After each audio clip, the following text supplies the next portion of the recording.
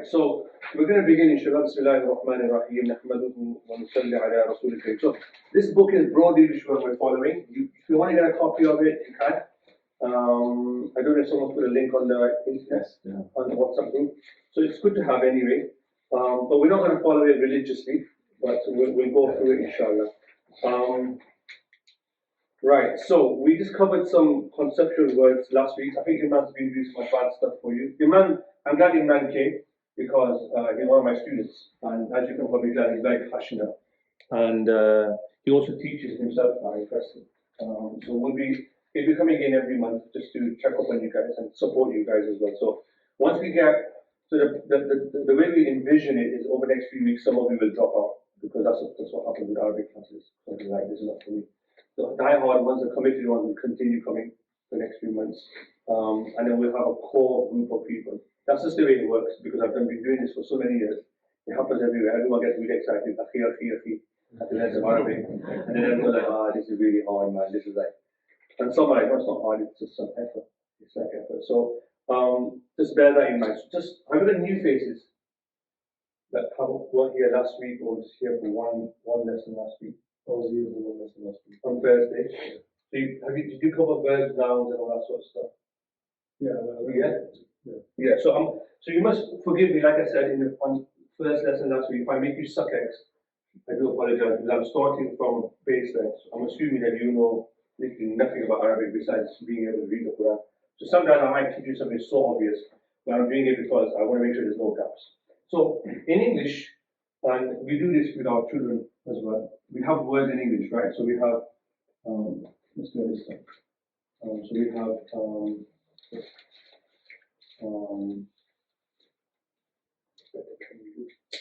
I tell my kids, these are my kids' friends. So you have car, you have drive, you have eat, ate, walking, walked. You have pen. Yeah. You have these common words, and you have people like eat, help,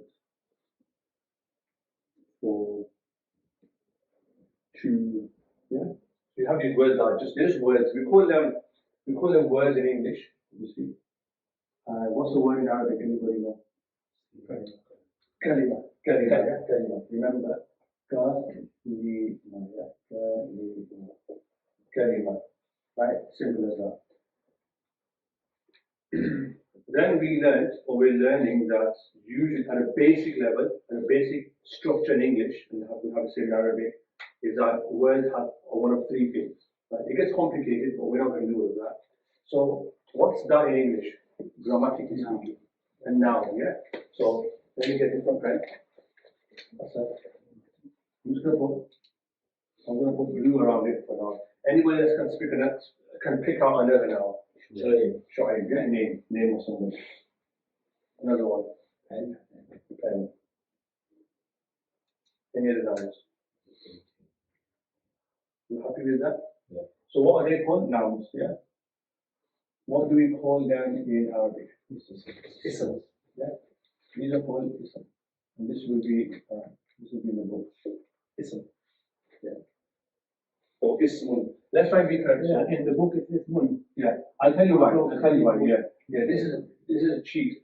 It's like it's slang, but really technically it's ismun. Let's just stick to that. So kalimatun. Yeah. I'll tell you why in a second. So the default for every word in Arabic, the default is always dobish, or what the kids now say, dhammatain. It took me such a long time to unlearn that because who's from the Zabal head base days? All of us, mashallah, right? And then your kids are coming home with dhamma, but that's like Allah, how do I finish? And in my house, because my first daughter was homeschooled, and I taught her Zabal head, then she went to madrasa, and then she had to unlearn all of that. And then so you can imagine which what she went to. So ismun, right? Now the reason being is let's just finish this off for a second. Right, so can someone spot verbs for me? Eating in the past tense. Walked. Ate. These are all called verbs. Yeah? What's the word in Arabic for that? فعل, yeah? فعل. فعل. Right? What's left now? Particle. Yeah. So everything else will just stick with black. Particles, yeah. So these are all particles. Let's put here. Harfun. So here, particles.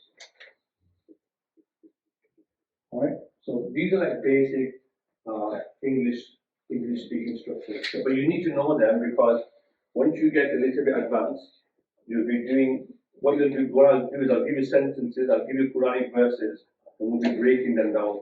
It's very, very important language. We talked about Alhamdulillah, right? About the importance of how it affects our theology and our people. So these are just a very basic introduction. Now, someone asked me, you asked me why I said hisab, which is, it's correct, but it's not grammatically correct. Now, in Arabic, every word by default has dopish. That's a default position. Every word. That's where you start from. Then what happens is the state of the word changes. So you might have one page, you might have kasra there, you might have other things. But we're going to learn all of that. Because that's one of the things about Arabic. One of the things about Arabic is could you read the Quran for Arabic if I took off all the dhamma for that kasra? You probably couldn't, right? But once you're able to do that, you're a scholar. You're in scholarship. Because most Arabic books, read every Arabic book, right? They don't have it. Even like when the Arabs first used to, they never used to write all of this down. Because you just knew it. It was just known. But because we're learning grammar, we're learning the science here, we just have to follow suit. So when I say ism, I mean ismun, or fi'l, or harfun. But normally what people say in everyday language is ism, fi'l, harf. Can you see at the end? We just knock it out. But normally the default position is always dhammatain or dopish. Everybody okay with that? Yeah. So we're familiar with ism, fi'l, and harf. Now one more thing. You don't need to know this right now, but verbs in Arabic are very important. So we will have to do a separate module on verbs, fi'ls. We call it fi'l because they've developed a very beautiful science around verbs. Like every verb is used in different ways and it has different meanings to it. Yeah. So let me think of a verb. Let me think of one in Arabic. So pick any word. Now, the word nasara means is past tense. Yeah, this is a past tense. But what they do in Arabic is it's past tense, it's masculine, and it's singular. This is just to give you an example. We're not learning this right now. So I'm just giving you, so you just kind of have this in your mind. So nasara means he helped. So literally it means he, one person, helped. Yeah? That's in a past tense. But that one word, you can do so many things with it, it can instantly change the meaning. So you have nasara, nasara, them two help. Nasaru, all of them help in the masculine. Then you have it for feminine, nasarat, and one woman help, nasarata. You have these like, it breaks it down. And then you have like, you must have heard of the ansar. Right? Who are ansar? The helpers. Can you see? But it comes from this one word. Who's got a friend called Mansoor? Or anybody got surname Mansoor? Yeah, Mansoor. Mansoor. Come from there. Mansoor, the one that is helped. Ansar, the helpers, right? But it all comes from what's called a triliteral root. We call this. I'm going off a tangent here, you don't need to know this, but I'm just showing you this because in advanced lesson we'll do this. And you'll see this in the Quran all the time, and it makes all the difference to the meaning of the Quran, the language of the Quran. Right? So I'm going to rub that out because I don't want you to stress yourself about it. But this is what we call sarf, because what you're learning with me now is nahu. We're learning nahu. But when it comes to verbs, we're learning something called sarf. We're going to be surfing later on, right? But we're not going to do that now. We're just going to get our grammar correct. But it's an important component because, as you can imagine, verbs make a massive difference to the meaning of words, to a sentence. So I'm just going to rub that out because I don't want you to write it down and stress about it. There's lots of videos available about it as well. Alright, now I'm going to show you some words in Arabic. So we're going to start bringing some, what's the word, vocabulary, right? So these are words you just need to remember that, right? And they're quite straightforward.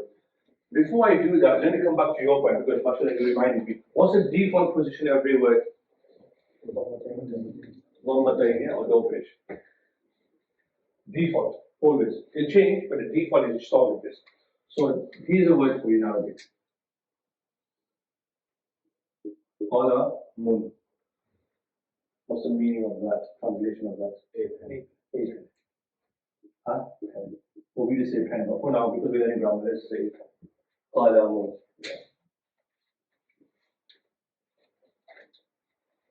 So I want you to focus on this for now. Now, a pen can be any pen. Could be your pen, could be my pen. When we put the before it, so if we change this now to the pen, we mean a specific pen. Which pen? The pen, like we do in English, right? Now in Arabic, you'll see this a lot. So you know we did alhamdu. Remember alhamdu last week? Hamd means praise, right? Hamdun, praise. I mean, it's a noun. Hamdun, yeah. That's a noun, praise. Yeah, it's more technical. Now, what happens when you put alif lam on alhamdu? How do you pronounce it? Alhamdu. Excellent. Can you see? You're already learning in the Quran. You're already learning Arabic in the first word in Surah Alhamdu. I'm just joining it, please. As soon as you put Alhamdu, which basically means the. Yeah? The. As soon as you put alif lam before a noun, the last letter on that noun only has one. The number didn't drop off. So qalamun would become what? Anybody? So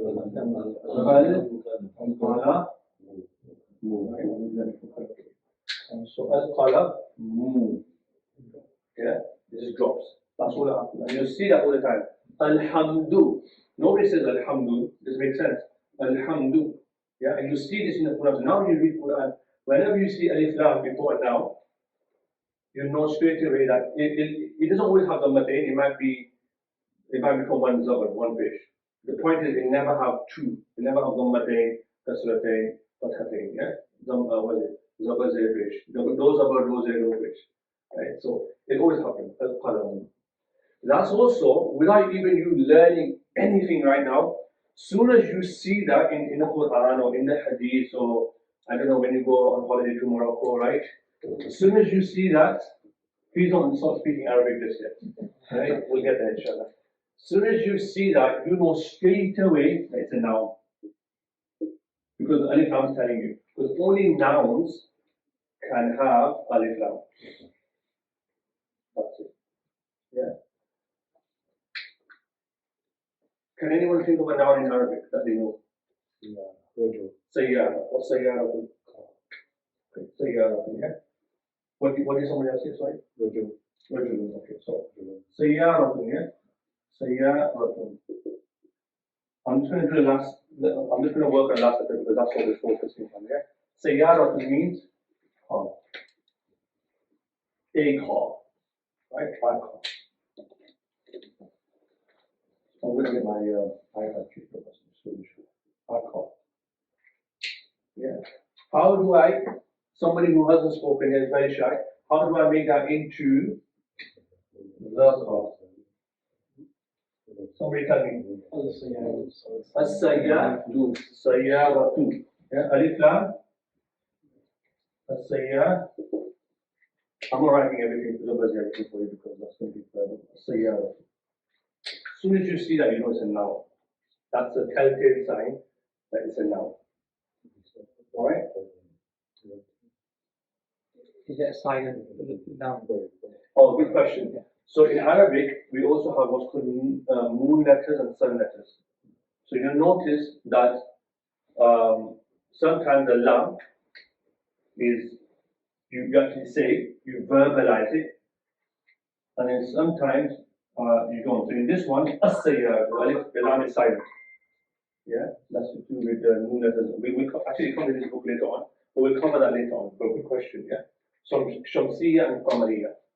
And sometimes you see in the Quran, you notice is that sometimes the lam is silent and sometimes the lam is silent. But most of the time you know it instinctively because it's been drilled into you when you're in madrasa. Now, some of you won't be confident in writing Arabic, maybe not even English, to be honest. But you need to start writing Arabic, right? And I'm starting with my daughters. It's lovely when you can write in Arabic. So there are books that you can write. I'll bring one in next on Thursday, inshallah. And you can just practice. If you've got kids who are like 5, 7, 8, just practice with them. Just start practicing how to write Arabic. Yeah? And some of you might even take it over as an artwork or calligraphy later on. That's what people usually do. So, I mean, I love writing Arabic, so it's one of my passions. So, I mean, it's not obvious here, but it's very, very important to do that. Any questions? So we just covered nouns. Is anybody looking at me going? So the words with the tanween on start. Can you say it starts off with the indefinite state, and then when you put an alif lam on, it comes with definite. Yeah, I didn't want to scare you guys with that language, but you're right. Yeah. So we call this indefinite. Yeah, because we don't know which one you're talking about. So technically, it's called an indefinite noun. I didn't want to scare you too much, but you can curse or find Zubir afterwards. So we got scared. That's the that was just a baptism of fire, right? So indefinite, as the way it says what it says on the thing. You don't need to know this, but we call this an indefinite. What did Imran call it? Nakira. Yeah, nakira. We call this nakira or nakiratun. Yeah, nakira means it's indefinite. Yeah, we don't know, but it's a noun. Here, when you put a za on it, it becomes what? Ma'rifa, and definite noun. You know what ma'rifa means, right? What does ma'rifa mean? Sufis use it, everybody uses it. Ma'rifa. Ma'rifa. Ma'rifa means to know. Yeah, the Sufis use it in their vocab. They use the word irfan. Same root. You notice in Arabic, a lot of words have like they're very similar because every verb has, or a lot of words have 3-letter roots. You have the word irfan, ma'ruf, urf. All of these words in fiqh we have urf. But they all come from this idea of like something that's definite. Ma'rifa, like I know. Ana ariftu, we say ana ariftu, I know him. Yeah. Or arif, you have friend, arif billah, someone who knows Allah. Yeah. Or they use the word nowadays, a Christian term, which is Gnostic. And let's not get into all of that, right? So, ma'rifa and nakira. Helps if you know it, if you don't know it, it's fine. But we'll start using Arabic jargon slowly, just to ease into it. So your man's done a lot of the hard work already. Any questions on that? Is that okay so far? We're surviving, we're floating, none of us are drowning. Okay. So, let's rub that up. Am I going to rub that up? Maybe we recorded anyway. It feels really weird because the university now we don't use whiteboard, it's all carpet size and so it's like it's old school now. This is old whiteboard is old school. When I was a kid, whiteboards were like bid'ah, like it's an innovation. They teach children with whiteboards. Like this is supposed to memorize it. Right, so we've covered we've covered nouns, basic nouns, yeah. Now verb is an action, it's called fi'l, so we're gonna go through that a little bit. Now, I introduced verbs a little bit earlier on. Like I said, it's a whole science in of itself. When we go through it, you'll fall in love with it or you'll hate it. It's like Marmite. You'll either love it or you'll hate it. But it's very, very important to know verbs in Arabic, right? It's much more complex than it's in English. We don't just have past, present, and future tense. It's much more complex. And it also has theological implications.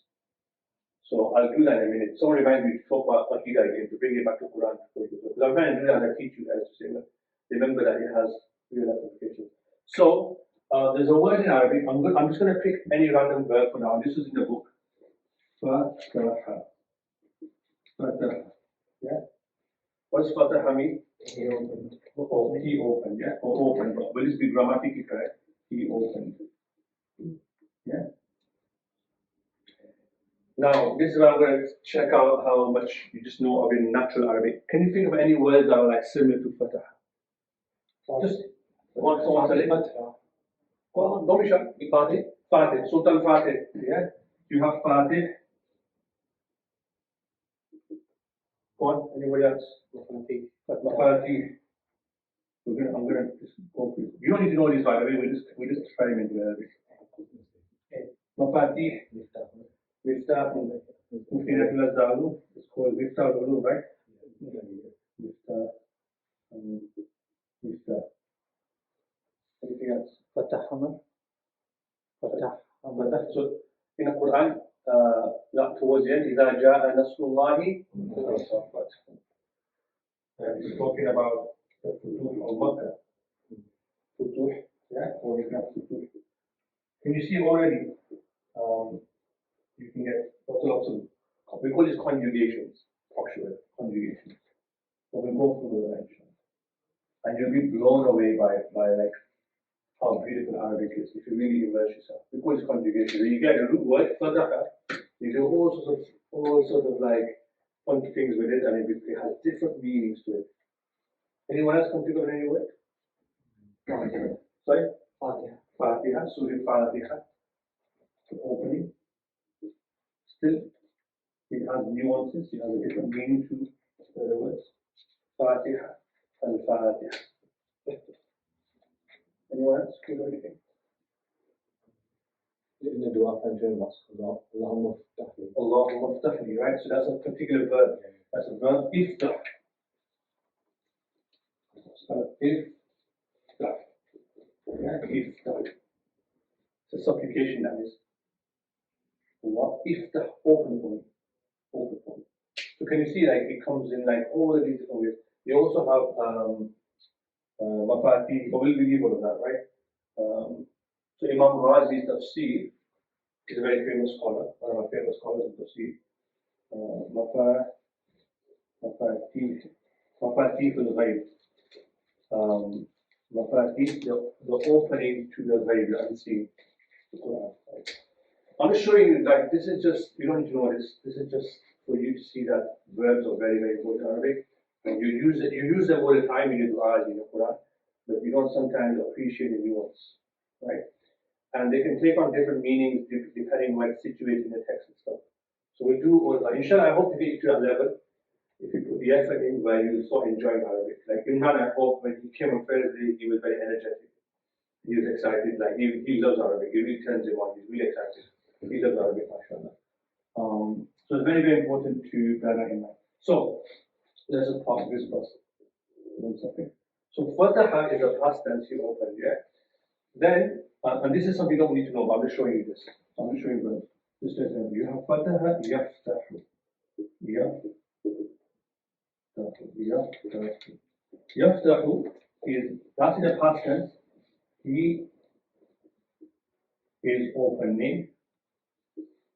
But it also means he's going to open. He's opening, he's going to, so it's present tense. It's also be present, but also future. So he is opening or he's going to open. Present future. Right? And this is in the past tense. We'll go through these in detail and read this. Okay. And then you have other ones in the book there. Fatah, ayat, so you have iftah. Iftah is like an order. So iftah, opening. Yeah, Allah, it comes in the Quran a lot. Allah uses the verb in a certain way. So like iftah. Let me show you this. Iftah.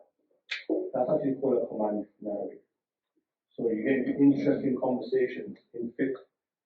And when Allah tells you, when He gives you a command, because that means open. It literally means open. Like open. Do it. Yeah.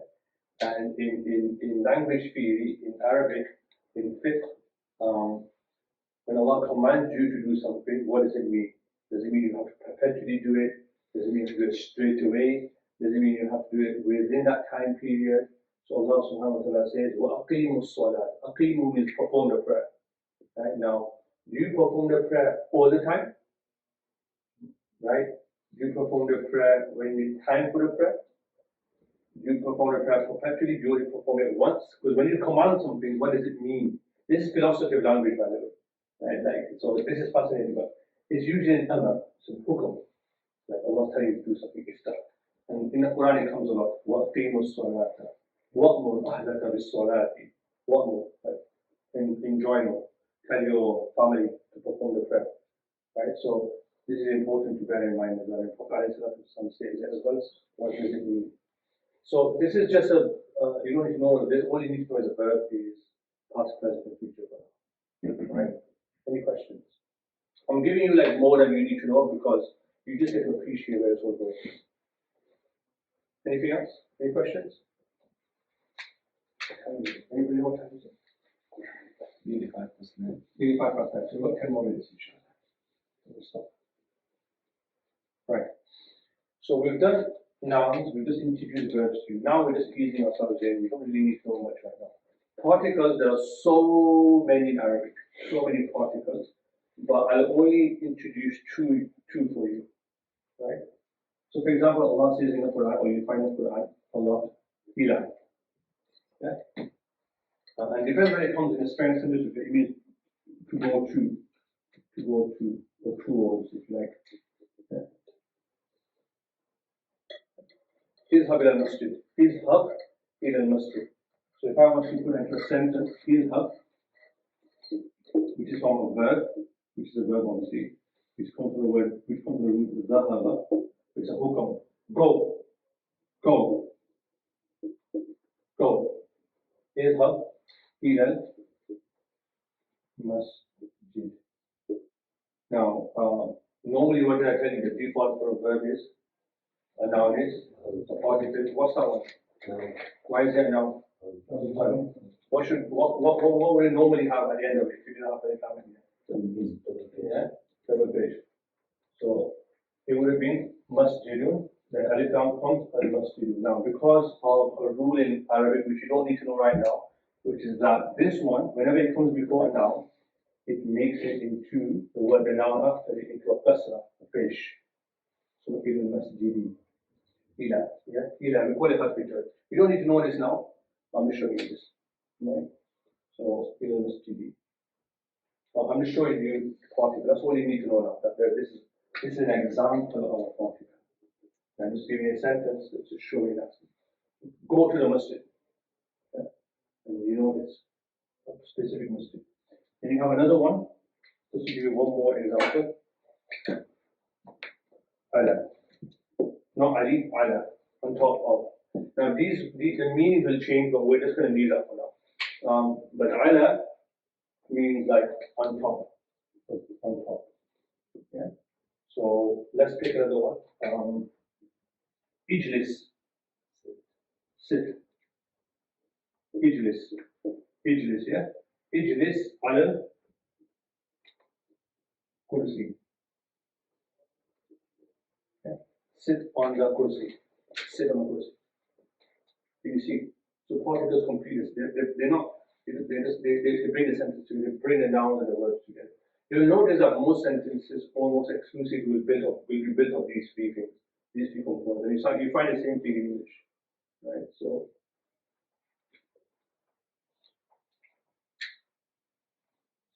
yeah. Any questions on that? Is it called CE? So ijhib ala al-kursi because it's ala, but normally there's a rule that we do where we just make it to kursi. I'll explain that later. But even if you don't pronounce say for example, if you don't pronounce it, it's still we call it genitive, majroor. But we'll come to that. Okay. Right? Don't worry. Because words come in states like it have a dhamma for that kasra on it. And so we'll go into that, but let's not get too much into it. So this is all you need to know is that ismun fi'lun harfun.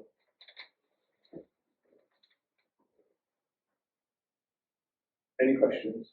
I'm just going to add one thing and we'll continue with it on Thursday. Sorry, are you okay? You can watch the recording after this, inshallah. Any questions? Straightforward, yeah? You're learning it. Some of you're learning this for the first time ever in your life, so I don't expect you to get everything. The thing I always say to people is, if you keep coming every week, you keep hearing me saying ismun fi'lun harfun, then eventually a penny will drop. Don't expect to like understand it straight away first time out. Right. So we're going to go back to our friend Ismail. Just wanted to be, it's in the book as well, but I'm going to introduce Mana. I don't know if I send the video, but Mana introduces this. So I'll send the video if I haven't. Ismail. We're just going to get back to that. Right. Now, nouns, all you have to remember is they have four important characteristics. Four characteristics. Characteristics.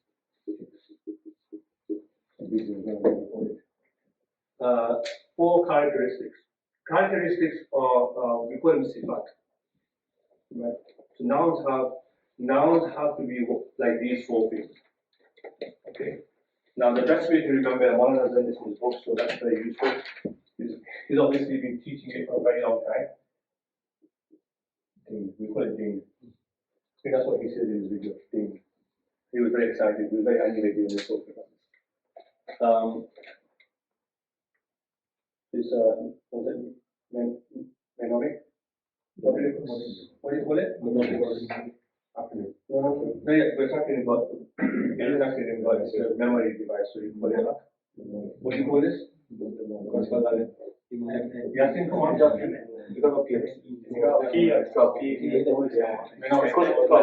That's just something for you, like, you don't need to know it. It's a tool that you use to help you remember. It's a preliminary. You can find, we'll sort it out later, it's not important part of it, but this is the tool that you want to use.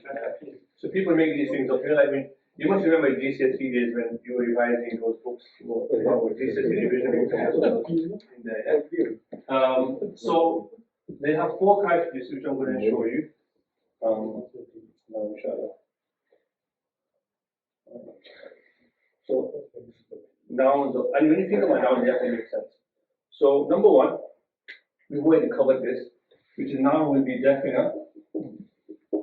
What's the word for Arabic definite? Marifa. So I'll just put it here.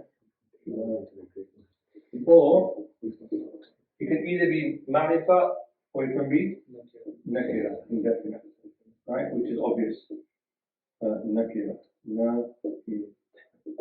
right? It has to be, a noun has to be marifa or nakira, right? It has to be zuba or a person, right? Names are always marifa. So that's the first thing. The second thing, which is a new word that you're learning, it's called i'rab. Right? Told us last week. What is it? Decline. Told us last week. Yeah. What do you mean? Case endings, isn't it? Case ending, yeah. Is that what you called it? No, he didn't call it that way. What did he call it? I'rab, yeah. Case ending. Basically, the last, what comes on the last letter of that word? Yeah. Case ending. So you know, like we did, rajulun or rajulu, yeah? That's called i'rab. At the end, what's the i'rab at the end? What is it? What's on the last letter of that word? Zabur zero page. Yeah. So what is that? Yeah. So then that's a word, and you see that's so obvious because so if you pick up the Quran after this lesson, you spot nouns straight away, even if you don't know what it means, because it always has an alif lam on it. Like not always, sorry, but every noun will have an alif lam. No, sorry, every where you say alif lam, that's a noun. Every time you say alif lam in the Quran, like alhamdu, and you keep going, you see it, right? You see that's a noun. That's telling you it's a noun. Like Allah's talking about a noun, and it's a thing or a person. So it has to be definite or indefinite, which we know. Rajulun, ar-rajulu, for example, right? Rajulun aman, ar-rajulu zaman. Qalamun, a pen, al-qalamu, the pen. And so that will also, a noun will also have an impact on the last letter. We haven't covered this yet, but we will also have singular and plurals. So nouns, pen, pens, home, house, right? So we'll also have nouns come in singular or plural. Yeah. Qalamun, which we did, so we did qalamun before, right? That's a singular. Also, anybody know what the plural is for pen? Plural. Aqlam. Yeah. Aqlam. You don't always have a rule, you just have to memorize them. Aqlam. Qalamun, jama' aqlam. Pens. And the final one, the most topical one in public discourse today is gender. Alright? So you have feminine. There's only feminine and masculine. Simple. For you. So, mashallah, you don't need to get involved in anything else. There's feminine and masculine, and as Muslims, we keep it simple. We don't overcomplicate it. Biologically speaking, it's feminine, masculine, and no. Right? So, there will be feminine and masculine. We'll go through all of this, inshallah, we'll give you some examples. There are ways you can tell something is masculine, feminine, or so just remember that there's 4 characteristics that nouns will have. And this is like, you know this already, but I'm just telling you. You do it in your own everyday language. You speak, when you use a noun, you mean it. Like sayyaratun, car, is that in our discourse, is that masculine or feminine? Feminine, right? When we say, or ship, it's feminine, right? She's beautiful. So in Arabic, we have the same thing. Some words, you just know that they're Arabic. In some words, you just know they're masculine, and some words you know feminine. Same thing with here. Sometimes there's rules, there's ways you can work out as well. You know numbers as well, so singular and plural. Now remember, we're doing nouns, so we don't have duals. That's in verbs. Okay, just remember that. There are indefinite, not and negative. That's all you need to know for today. Any questions? So we know from definite and i'rab, Yeah. can you class them in the status or type? Which one's which? So status. Which one's Status. Use that status. for i'rab? Yeah. But it's more technical than that. Where are you reading from? The one in the camera. Right. Remind me to explain what status is. I don't want to confuse that. There is a slight difference. Okay. Yeah, there is. It's to do with error. It's to do with error. But it's to do with whether the word is in Dhamma, Fatah, Fasahiyah. But it's just a bit more you need to add to that. I would definitely type or not. No, we are leave that for now, but I'll come to that. But I've got those slides. Show me those slides because this is what other people benefit to use. Anyone have any questions? Su'al, and I don't su'al. Just from the game partners next week. Yeah, they're upstairs. So we need a volunteer to get the partners. Would you like to volunteer? Okay, perfect. The partners are upstairs. So, so we'll have this set up next week, just so when I'm on Thursday. Try and come every lesson. Don't miss lessons. The recording is a private recording, so just for your benefit, because I say silly things, and I don't want it to go to public domain. So if I share it with you, it's just for you to look at. And please don't like share it with everybody. There's nothing special anyway, but sometimes it's a classroom setting, so there'll be jokes that I say and things that I wouldn't say in that room over there, for example. Right. So Share this on the group. I'll share that on the group once I put it, but just for private use, just for your use to make notes. You said a key that. So what was the thing I was going to say? I don't know where I was now. Sifat, right. If you need to go, you can go.